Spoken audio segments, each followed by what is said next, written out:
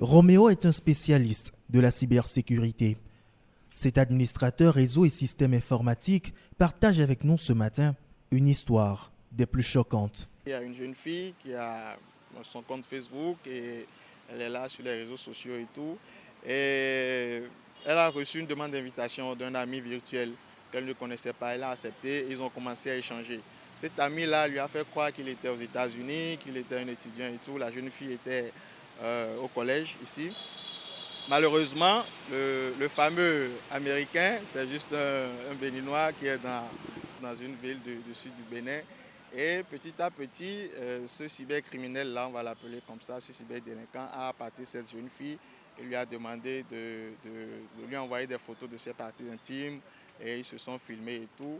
Et après, ça a servi de chantage contre cette fille-là. Ça a été un choc émotionnel. Et la jeune fille n'a pas pu surmonter ce choc avec facilité. L'exposition des enfants aux outils numériques fait de plus en plus de la cybersécurité un enjeu de société très important. Les enfants connectés sont aujourd'hui conscients des dangers encourus sur la toile. Je sais que ce n'est pas toutes les informations qui passent sur Internet là qui sont vraies. Il y a des vieux qui écrivent à des enfants de moins de 7 ans et couchent avec eux pour leur donner de l'argent.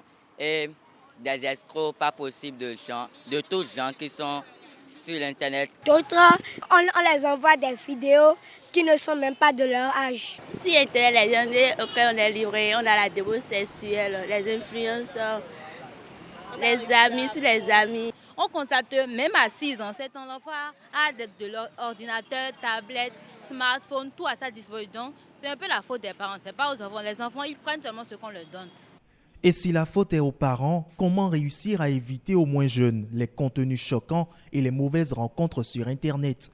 Pour le spécialiste, la solution n'est pas de les priver des outils numériques. Aujourd'hui, il y a des paramètres au niveau des antivirus qui exigent le contrôle parental. Il y a aussi des moteurs de recherche qu'on peut suggérer aux parents et vous installez ces moteurs de recherche-là sur les supports de vos enfants. Cela leur éviterait d'aller de façon impromptue sur des sites qui ne les avantageraient pas. Entre autres, il y a Kiddle qui est un moteur de recherche, un peu comme Google. Vous allez dans Google, vous téléchargez puis vous l'installez sur leur espace d'environnement. Nous allons aussi privilégier l'installation des antivirus.